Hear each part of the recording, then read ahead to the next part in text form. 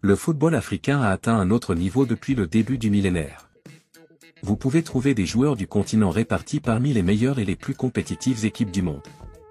Les stars de l'Afrique ont également offert à ce jeu certains de ses moments les plus mémorables. Roger Mila et George Weah ont lancé la révolution dans les années 1990, et leur héritage est toujours entre de bonnes mains aujourd'hui. Mais qui sont les meilleurs joueurs africains? Qui sont ceux qui méritent le plus l'adoration du monde? Alors que nous atteignons le quart du XXIe siècle, Goal a classé les 25 meilleurs représentants de ce continent. 25 Asamoah Gyan. Asamoah Gyan n'est pas le meilleur joueur africain du XXIe siècle, mais il est sans doute l'un des plus importants. Ses prouesses lors du parcours qui a mené le Ghana au quart de finale de la Coupe du Monde 2010 ont inspiré tout le continent et auraient dû se conclure avec les Black Stars devenant la première équipe africaine à jamais atteindre les demi-finales. C'était sans compter sur le vice de Luis Suarez. Au niveau des clubs, Gyan a connu des périodes fructueuses en Italie, en France et en Angleterre, avant de poursuivre la seconde moitié de sa carrière principalement en Asie, avec des passages en Turquie et dans son pays natal éparpillés entre-temps. 24 Youssef En-Nesyri. Dans 20 ans, les gens se souviendront de la performance du Maroc lors de la Coupe du Monde 2022 en regardant des compilations de Youssef En-Nesyri et décréteront qu'il était un attaquant unique en son genre. Rendez-vous compte qu'il a sauté à plus de 2 mètres dans les airs pour marquer le but qui a éliminé le Portugal en quart de finale cet hiver-là. Comme c'est le cas pour chaque attaquant légendaire, En-Nesyri a connu des périodes fastes à Séville et a décroché quelques Ligues Europa à son palmarès. Actuellement, il essaie de raviver la flamme du Fenerbahçe de José Mourinho, bien que d'une certaine manière, les buts semblaient lui venir plus facilement en Espagne. 23 Suleiman Tari. Imaginez jouer si bien pour Portsmouth à l'époque dorée de la Barclays Premier League que, après une saison, José Mourinho veut vous recruter pour une équipe de l'Inter qui remporterait finalement le triplé. C'est précisément ce qui est arrivé à l'un des meilleurs joueurs du Ghana, Suleiman Tari. Son énergie et ses capacités athlétiques hors normes ont fait de Mintari un joueur typique de Mourinho, quelqu'un qui n'avait pas peur de s'investir à fond et de faire le sale boulot quand cela était nécessaire au nom du bien collectif. Il était fiable, malgré son penchant pour écoper de cartons inutiles de temps à autre. Cela importait rarement aux équipes de Mintari, néanmoins. 22 Yacine Bounou. Vous pouvez prendre tous les accomplissements de Yacine Bounou, toutes ses distinctions et toutes ses médailles, quelle que soit leur couleur, et démontrer qu'il est le meilleur gardien de but africain de tous les temps. En fin de compte, très peu de portiers du continent dont est issu Bounou ont été considérés parmi les meilleurs au monde comme il l'a été à son apogée à Séville et avec l'équipe nationale du Maroc. C'est aussi simple que cela. Il était et est un gardien de but fantastique, sans aucun doute. 21 Kevin Prince Boateng. Le charisme que Kevin Prince Boateng a eu tout au long de sa carrière était difficile à égaler pour quiconque. Il était souvent le gars le plus cool sur le terrain et dans le vestiaire.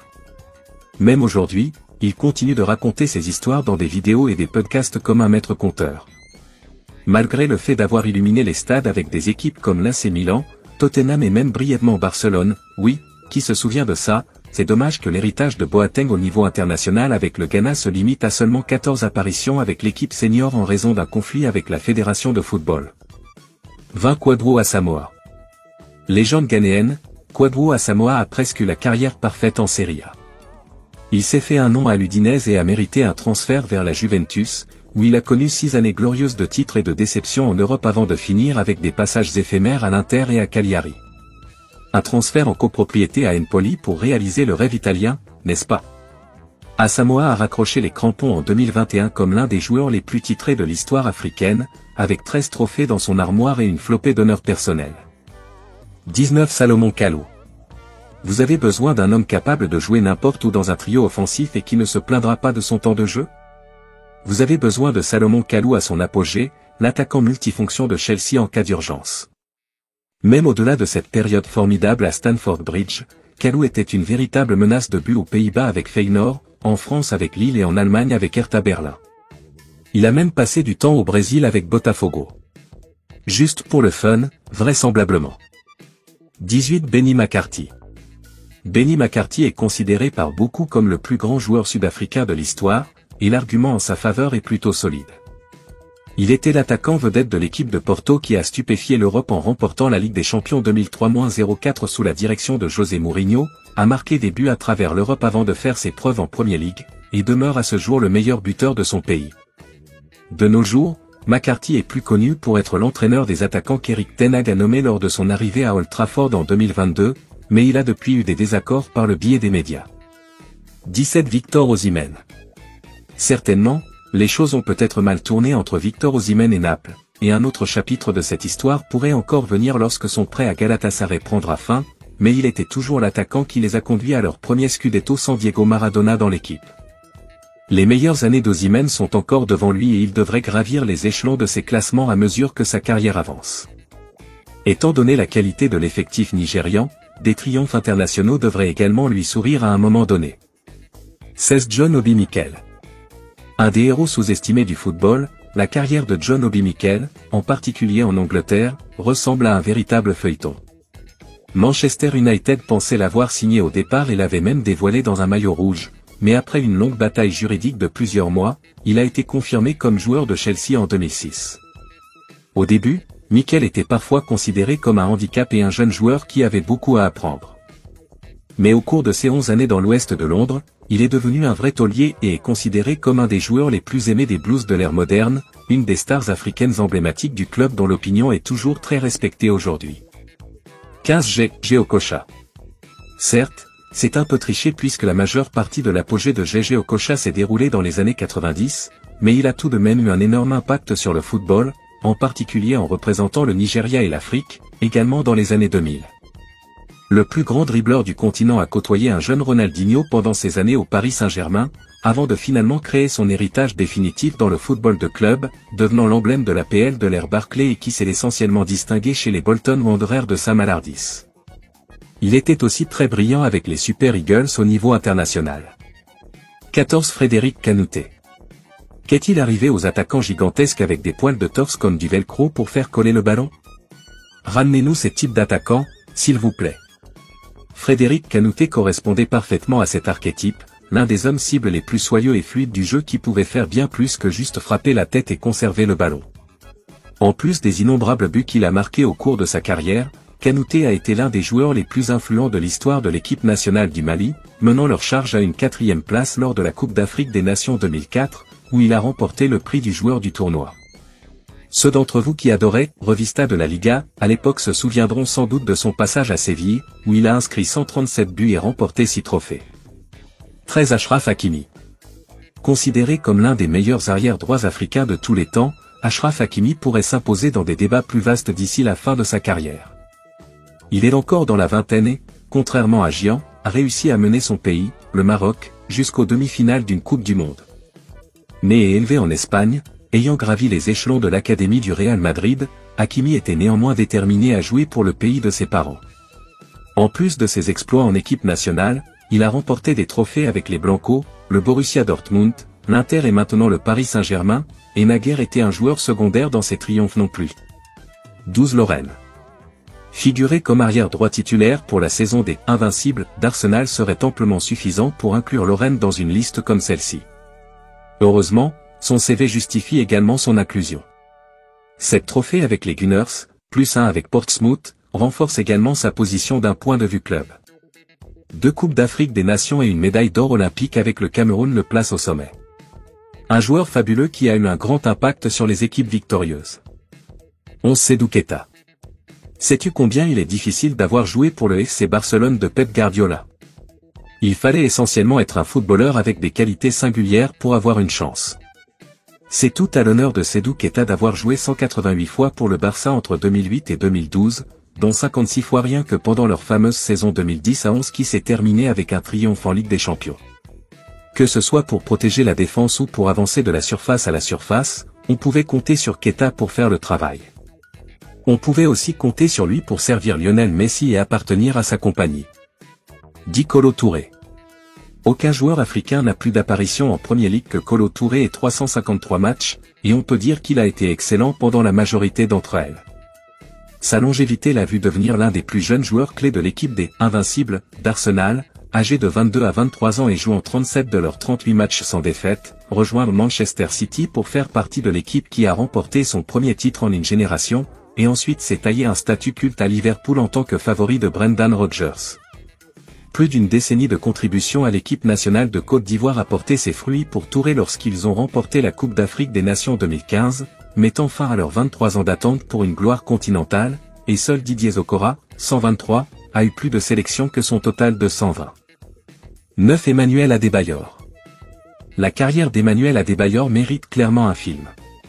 De loin le meilleur joueur jamais produit par le Togo. On peut même penser qu'il n'était pas un prototype précoce d'Erling Haaland, tant son agilité était incroyable pour quelqu'un de si grand et fort. Adebayor était l'un des nombreux diamants bruts de la Ligue poli par Arsène Wenger à Arsenal. Comment a-t-il remercié le Français? En forçant un transfert à Manchester City puis en courant sur toute la longueur du terrain pour célébrer devant les fans des Gunners. Et ensuite en se dirigeant vers Tottenham. Et ensuite en sautant à travers l'Europe avant de terminer sa carrière de joueur au Paraguay. Honnêtement, c'est sensationnel. 8. Michael Essien. Il y a une raison pour laquelle Mourinho était si désespéré que Chelsea casse la tirelire pour signer Michael Essien de Lyon en 2005. C'était un milieu de terrain rare qui pouvait tout faire, quelqu'un qui pouvait attaquer la surface adverse avant de revenir en sprint pour défendre la sienne, quelqu'un qui dictait le tempo du jeu avec sa seule énergie. Le surnom de « le Bison » convenait parfaitement au Ghanéen. Sa relation spéciale avec le Special One lui a valu un prêt au Real Madrid en 2013, qui a bénéficié de son expérience et de sa polyvalence positionnelle. Essien a bien vieilli et a passé ses dernières années à voyager aux quatre coins du monde, de la Grèce à l'Indonésie en passant par l'Azerbaïdjan, par amour du jeu. C'est dommage qu'il l'Autriche échoué 2 fois en finale de la Coupe d'Afrique des Nations. 7. Pierre-Emerick Aubameyang. Un peu partout où Pierre-Emerick Aubameyang est allé dans sa carrière, il a marqué des buts à un rythme effréné. Pendant son apogée, il s'est révélé être un digne successeur de Robert Lewandowski à Borussia Dortmund, puis a élargi son héritage en devenant un favori des fans à Arsenal, remportant quasiment à lui seul l'unique trophée des jeunes Gunners de l'ère Mikel Arteta jusqu'à présent. Même dans le crépuscule de sa carrière, le buteur gabonais s'est fait d'une place de héros culte à Barcelone, agissant de nouveau comme le chef expérimenté et fiable au sein d'une équipe pleine de jeunes, et est revenu à Marseille en France, inscrivant 30 buts avant de quitter l'Europe pour la Pro League saoudienne. Les équipes du Gabon d'Aubameyang n'ont pas toujours été baignées avec une qualité comparable. Mais sa participation à 5 Coupes d'Afrique des Nations et aux Jeux Olympiques de 2012 ne sont pas à négliger.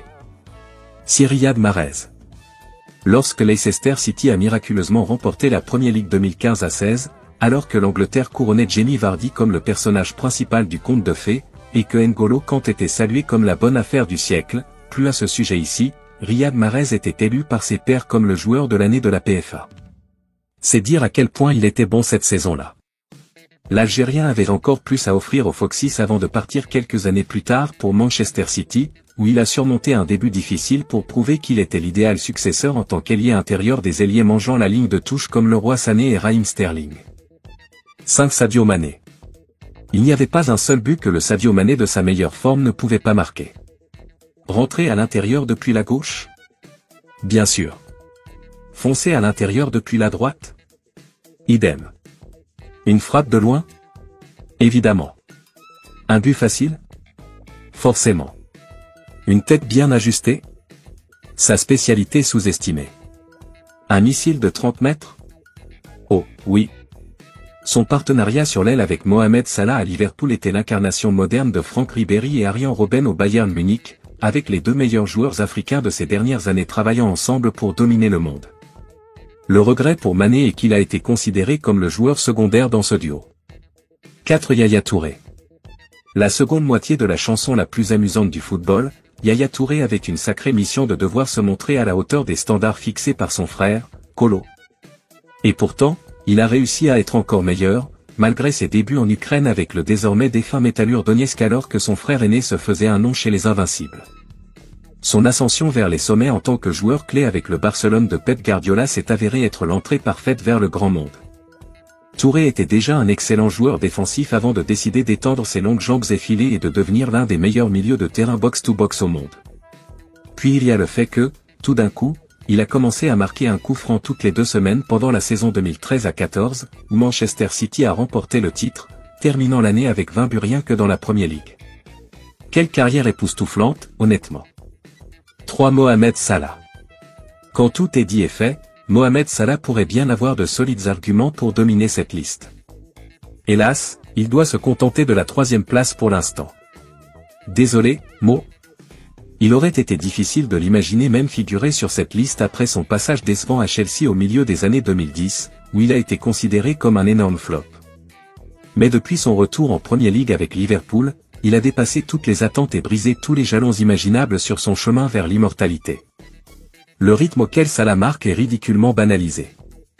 Il est une légende vivante et ne devrait pas être négligé lorsqu'on parle des stars d'aujourd'hui, sans parler des listes plus larges comme celle-ci.